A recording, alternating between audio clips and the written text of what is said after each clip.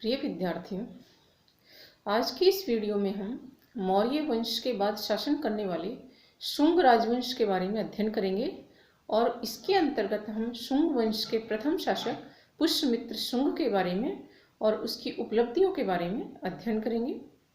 184 ईसा पूर्व में अंतिम मौर्य शासक बृहद्रथ की हत्या करके पुष्यमित्र शुंग ने शुंग वंश की स्थापना की थी।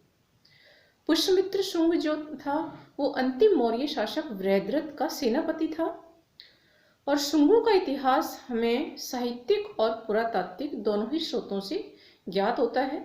शुंग वंश का इतिहास जानने के साहित्यिक जो साधन हैं उनमें पुराण, जिनके अंतर्गत मत्स्य, वायु और ब्रह्मांड पुराण मुख्य हैं। इनके अलावा बाण का हर्षचरित, पतंजलि का महाभाष्य, कालिदास का मालविका अग्निमित्र नाटक तथा जैन लेखक मेरुतुंग की थेरावली और बौद्ध ग्रंथ दिव्यादान का स्थान महत्वपूर्ण है। ये साहित्यिक स्रोत हैं जिनसे हमें शुंग वंश के बारे में पता चलता है। शुंग वंश का इतिहास जानने के जो पुरातात्विक साधन हैं उनमें हमें अयोध्या के राज्यपाल धनदेव का अयोध्या अभिलेख, यवन राजदूत हेलियोडोरस का बेस नगर से प्राप्त गरुड़ स्तंभ लेख तथा भरूत का लेख शामिल है। भरूत का लेख जो कि शुंगकालीन रचना मानी जाती है। अयोध्या का लेख पुष्यमित्र शुंग के अयोध्या के राज्यपाल धनदेव द्वारा स्थापित करवाया गया था और इससे हमें पुष्यमित्र शुंग के बारे में काफी जानकारी मिलती है। शुंग काल की कुछ मुद्राएं भी प्राप्त हुई हैं कौशाम्बी, अयोध्या तथा मथुरा से। इनसे भी हमें शुंग काल के विषय में पर्याप्त जानकारी प्राप्त होती है।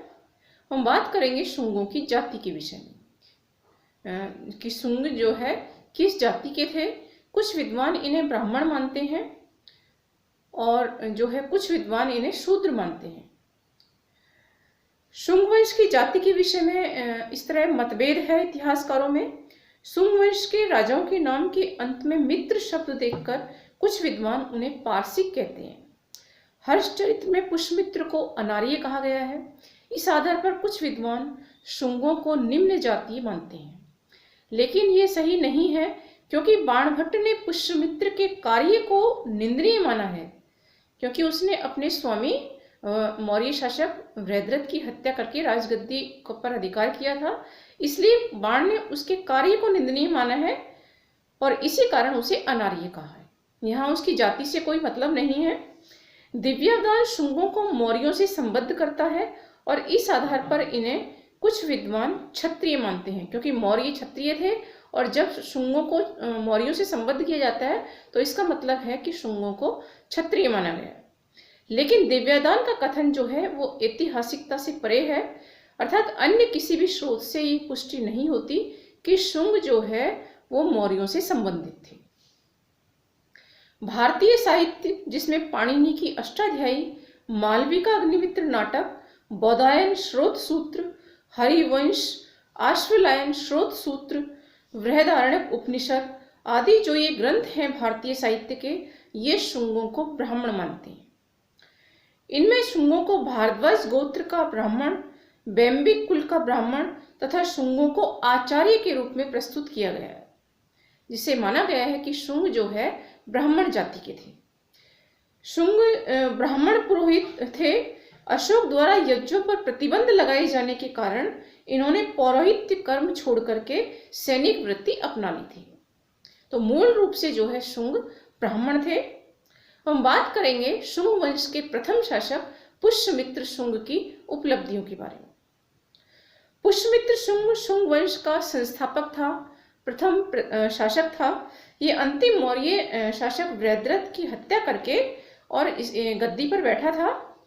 एक दिन जब सेना का निरीक्षण कर रहा था मौर्य शासक, तो इसने जो है बृहद्रथ की धोखे से हत्या कर दी थी। पुराणों तथा बाण के हर्षचरित्र दोनों में जो है इस घटना का उल्लेख है। पुराणों में लिखा है कि सेनानी पुष्यमित्र बृहद्रथ की हत्या करके 36 वर्ष तक राज्य करेगा। अर्थात पुष्यमित्र शुंग के बारे में कहा गया है कि वो 36 वर्ष तक राज्य करेगा। परवर्ती मौर्य काल में निर्बल शासकों के समय मगध का प्रशासन शिथिल पड़ गया था। देश को आंतरिक व बाह्य खतरों का संकट था।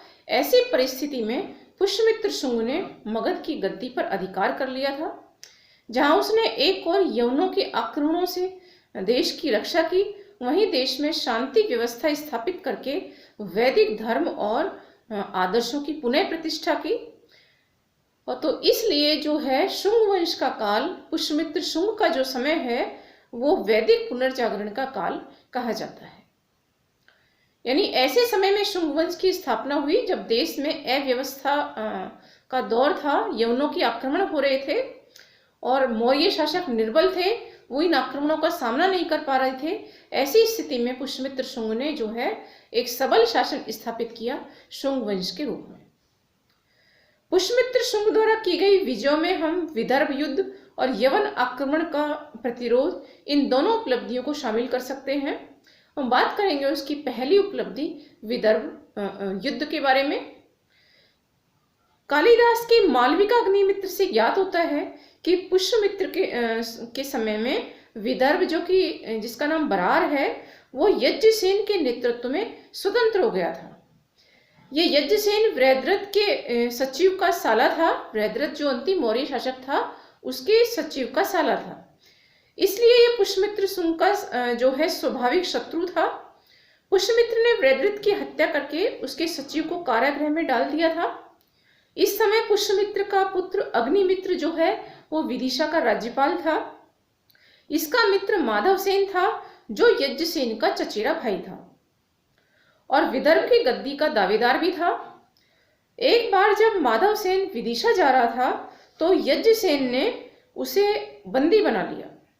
जब अग्निमित्र ने उसे छोड़ने को कहा अपने दोस्त को, तो यज्ञसेन ने भूतपूर्व मौर्य नरेश वृहद्रथ के सचिव को जेल से मुक्त करने को कहा, जो कि पाटलिपुत्र की जेल में बंद था। इस बात पर अग्निमित्र ने विदर्भ पर आक्रमण कर दिया। यज्ञसेन पराजित हुआ और विदर्भ राज्य को दो भागों में बांट दिया गया, एक यज्ञसेन के पास और दूसरा माधवसेन के पास। हम बात करेंगे पुष्यमित्र शुंग के समय जो दूसरी उपलब्धि थी, वो थी यवनों के आक्रमण का प्रतिरोध। पुष्यमित्र शुंग के शासनकाल की दूसरी महत्वपूर्ण जो घटना थी, वो भारत पर यवनों के आक्रमण की थी।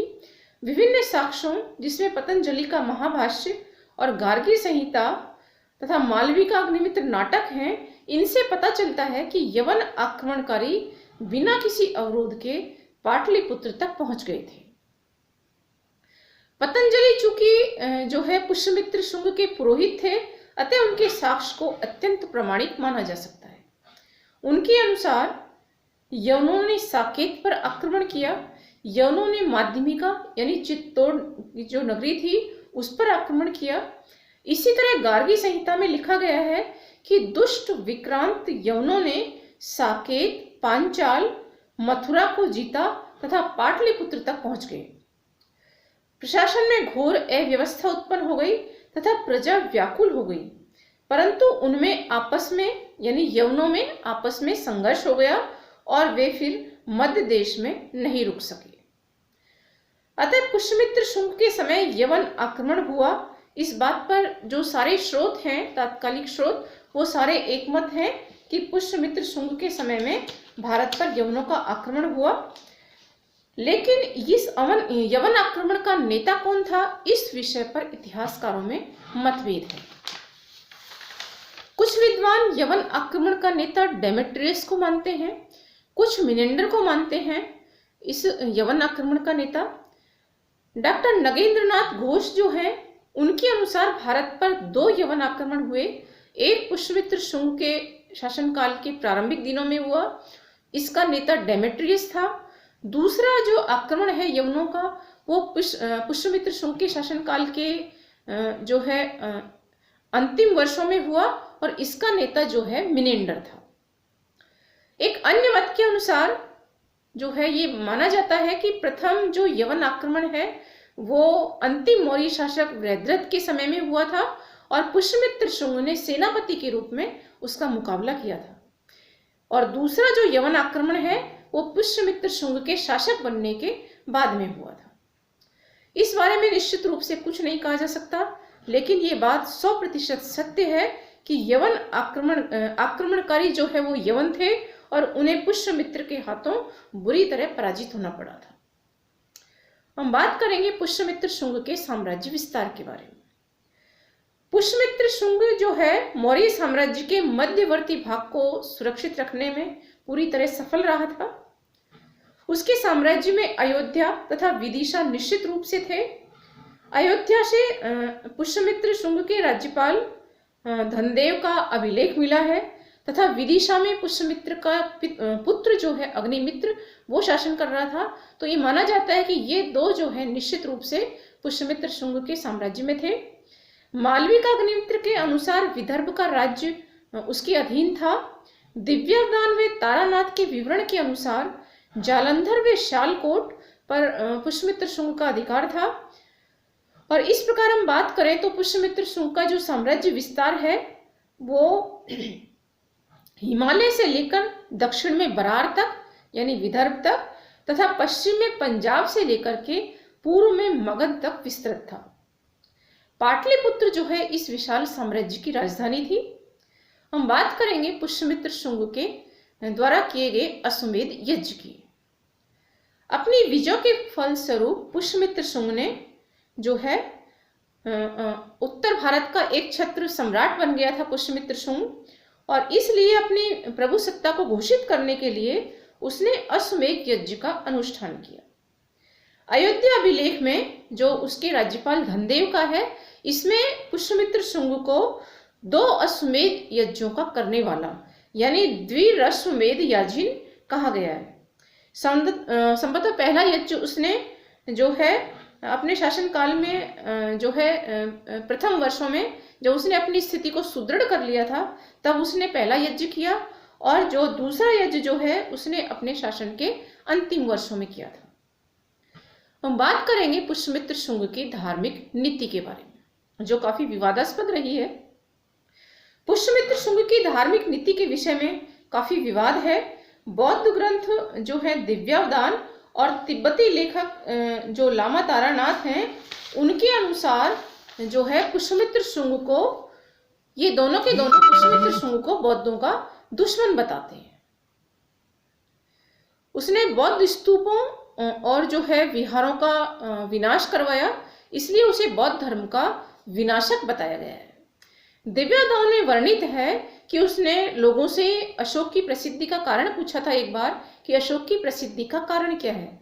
लोगों ने बताया कि अशोक के द्वारा बनवाए गए 84,000 स्तूप ही उसकी प्रसिद्धि का कारण है। इस वजह से पुष्यमित्र शुंग ने अशोक के 84,000 स्तूपों को नष्ट करवाया। क्षेमेंद्रकृत अवदान कल्पलता से में जो है पुष्यमित्र का चित्रण बौद्ध धर्म के संहारक के रूप में हुआ है। दिव्यावदान में ही एक अन्य जगह पर यह विवरण है कि अपने ब्राह्मण पुरोहित की राय पर पुष्यमित्र ने महात्मा बुद्ध की शिक्षाओं को नष्ट करने की प्रतिज्ञा की। वह पाटलिपुत्र के कुकुटाराम के महाविहार को नष्ट करने के लिए पहुंच गया था, लेकिन वहां एक जो है अद्भुत गर्जना सुन करके वो लौट आया। इसके बाद में वो चतुरंगिणी सेना लेकर के मार्ग में स्तूपों को नष्ट करता हुआ, विहारों को जलाता हुआ साकल यानी शालकोट पहुंचा। वहां उसने घोषणा करवाई कि जो भी व्यक्ति उसे एक बौद्ध भिक्षु का सिर ला करके देगा उसे वो 100 दिनार देगा इनाम के रूप में। लेकिन इस पर भी जो है काफी विवाद है इस बात पर कि उस समय दिनार जो मुद्रा प्रचलित थी अथवा नहीं। दूसरा माने कि बौद्ध लेखकों के जो विवरण हैं वो काफी अतिशोक्तिपूर्ण है। जैसा कि हमने पिछले अध्याय में देखा था कि अशोक के प्रारंभिक जीवन के बारे में भी बौद्ध लेखक जो हैं इसी तरह का विवरण प्रस्तुत करते हैं। अशोक को हिंसक बताते हैं बौद्ध धर्म ग्रहण करने से पूर्व में। तो इसी तरह का ये विवरण भी इसी तरह का हो सकता है। बौद्ध लेखकों ने जो है तोड़ मरोड़ कर तथ्यों को प्रस्तुत किया है। भरूच और सांची के जो स्तूप हैं जो शुंग काल में बने हुए थे उनसे ये बात जो है बिल्कुल गलत साबित होती है, और इस प्रकार हम पुष्यमित्र शुंग को जो है बौद्धों का दुश्मन नहीं कह सकते।